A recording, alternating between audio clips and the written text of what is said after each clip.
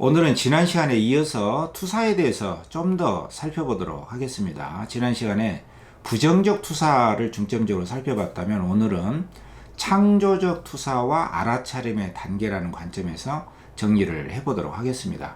김소월의 가는 길이라는 짧은 시, 그리고 박지원의 일야 구도학이라는 산문하고 빅터 프랭클의 죽음의 수용소라는 한 대목을 발췌해서 우리가 삶에서 무엇을 기대하는 것보다는 삶이 우리에게 무엇을 기대하는가를 발견하는 것이 더 가치가 있다. 이런 부분을 중점적으로 해서 창조적 투사와 알아차림의 관계를 압축적으로 정리를 해보도록 하겠습니다. 아마 우리 인간으로서는 이 투사에서 벗어나기는 어려울 겁니다. 왜냐하면 이 마음과 뇌의 작용에서는 자동적으로 투사가 일어나기 때문에 그것이 긍정적이든 부정적이든 이로부터 벗어날 수 있는 한 가지 방법이 있다면은 그것은 알아차림의 정도를 심화시키고 더 성숙시켜 나가는 것이 거의 유일하다고 볼 수가 있을 겁니다. 그런 점에서 이 투사, 특히 부정적인 투사에서 벗어나서 창조적 투사에 이르려면은 알아차림의 정도가 어떻게 성숙해져야 하는가, 이 문제를 이 세 개 작품을 중심으로 살펴보도록 하겠습니다. 자, 이 투사가 우리에게 왜 항상 문제가 되고 중요한가? 이 문제는요, 지금 현재 이 순간에도 계속 우리가 투사를 하는 존재라는 점 때문이죠. 인간은 매 순간 투사를 하는 투사적 존재다, 이렇게 말을 할 수가 있습니다.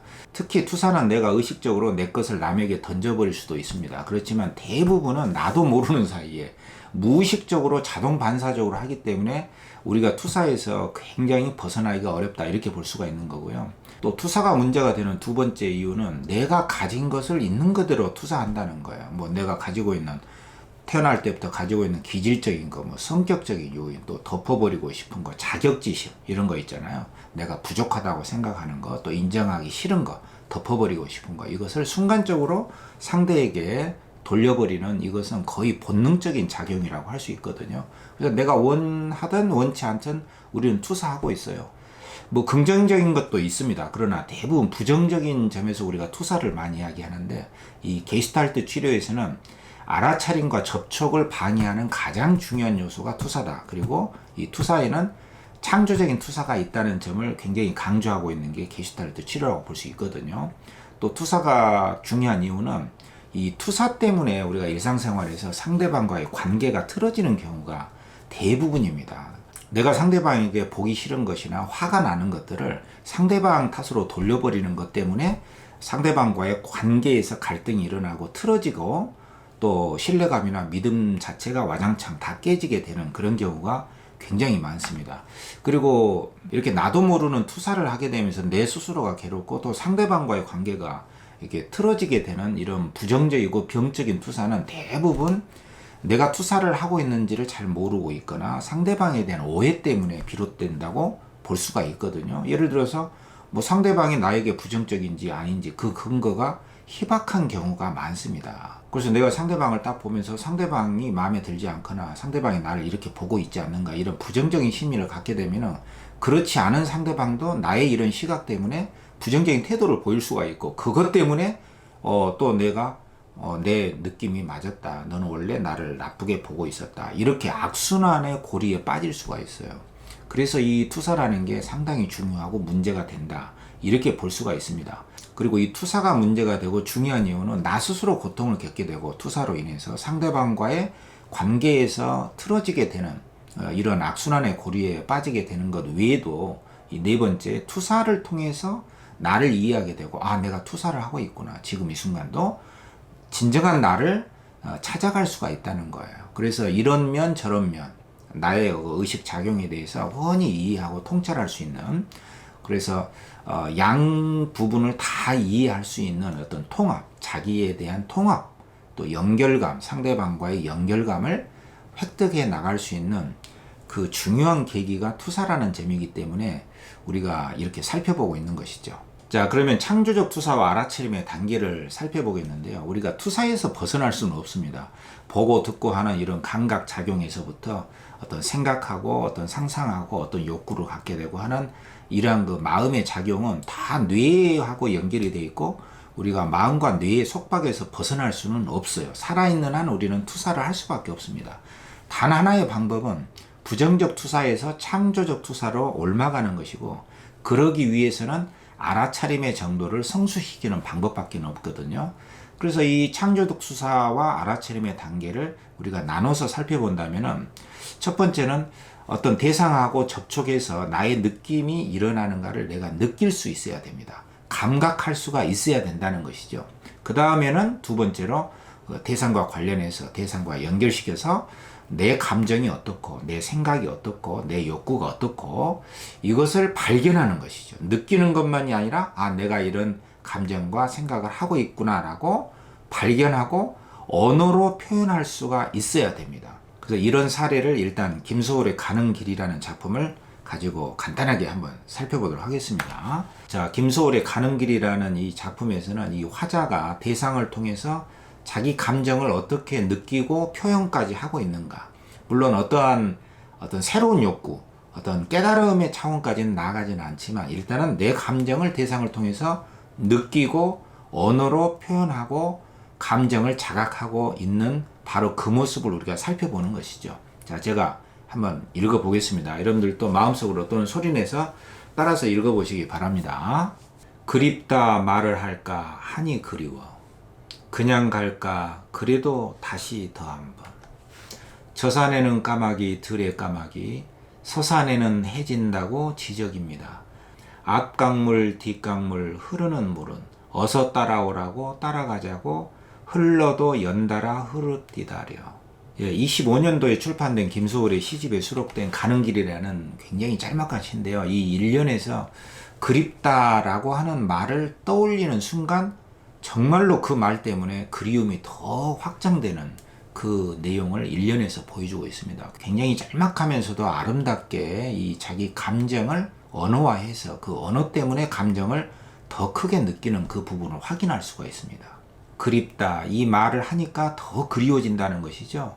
떠나가면서 그냥 갈까? 아니야. 그래도 아쉬움이 있어서 다시 더 한번 뒤돌아보는 모습이 2년에 나와 있고 3년에서는 이 산에 들어있는 까마귀들이라는 대상과 만나게 돼요. 그 대상과 접촉을 해서 그 대상들이 화자에게 무슨 말을 하고 있는가를 듣게 되는 거죠. 그 까마귀들은 서산에는 해진다. 빨리 가거라. 이렇게 지적인다라고 생각을 하는 거예요. 그리고 사연에서는 앞강물 뒷강물에 흐르는 물을 보게 되는데 그 강물들도 어서 강물인 나를 따라오라고 따라가자고 빨리 가자고 흘러도 연달아 흐릅디다 그려 이런 식으로 표현을 하고 있어요. 이 김소월의 가는 길이라는 이 짤막한 시는요, 우리가 일상생활에서 흔히 접할 수 있는 그 대상들과의 관계 속에서 자기의 감정을 확인하고 그 대상들이 자기에게 무슨 말을 하고 있는가를 귀 기울여서 듣는 그 단계를 잘 보여준다고 할 수가 있죠. 특히 떠나려고 하는 순간에 떠나려고 보니까 그립다라고 하는 마음이 떠오르게 되고 그것을 언어화하는 순간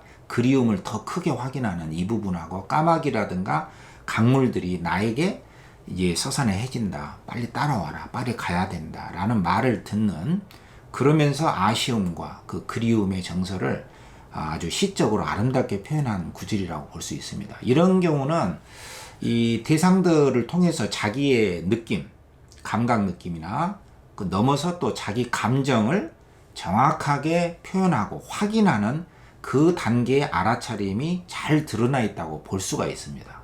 뭐 이런 경우는 자기 감정을 상대방한테 돌려버리는 부정적 투사라고 볼 수가 없는 것이죠. 오히려 저 강물들이, 저 까마귀들이 나에게 무슨 말을 하고 있는가. 그것은 사실은 자기 마음을 까마귀나 강물에다가 투사를 한 것인데 이런 경우는 부정적 투사라고 하기는 어렵습니다. 자기 감정을 더욱더 확인하고 느끼고 오롯이 간직하려고 하는 그러한 단계의 창조적 투사에 해당된다고 볼 수가 있고 알아차림도 이 정도 수준에서 잘 표현된 시다 이렇게 볼 수가 있는 것이죠. 자, 그리고 우리 마음과 의식의 작용은 전부 다 투사에 해당이 된다. 이것을 굉장히 극명하게 밝힌 박지원의 대표적인 산문이 있는데 일야구도학이라고 하는 작품이거든요. 여기에서 이제 중국을 기행하면서 보는 것마다는 나의 어떤 감각 작용에 불과하다. 외물에 현혹되지 말아야 된다. 이 점을 강조한 건데 제가 발췌한 이 부분은 우리가 보는 것, 듣는 것은 다 투사의 의식 작용이다. 이것을 강조한 부분입니다. 자, 한번 읽어보겠습니다. 강물은 두 산 사이에서 쏟아져 나와 바윗돌과 부딪히며 거세게 다툰다. 화들짝 놀란 듯한 파도, 분노를 일으킨 듯한 물결, 슬피 원망하는 듯한 여울물. 어떤 이가 이곳은 옛 전쟁터이기 때문에 강물 소리가 그런 것이다 라고 한다. 하지만 그 때문에 그런 것은 아니라고 생각한다.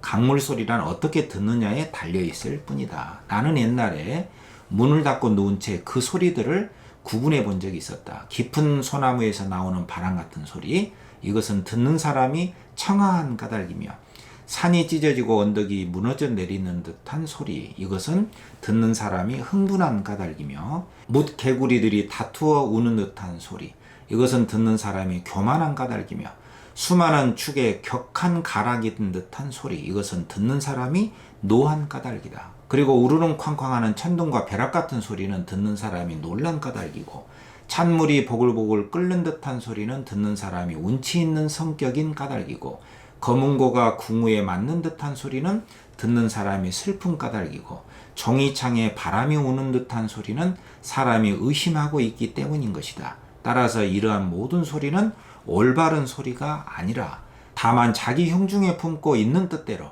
귀에 들리는 소리를 받아들인 것에 지나지 않는다. 이랴 구도학이 있는 구절인데요. 이것은 우리의 그 감각 기관에 의해서 포착된 그 대상들의 어떤 지각 내용은 전부 다 우리 마음의 반영이고, 의식, 우리식으로 말하자면 투사의 작용일 뿐이다 라고 하는 부분을 굉장히 명확하게 자세하게 밝힌 구절이라고 볼 수 있거든요. 물론 이제 이 글이 그 주제는 뒷부분에 있어요.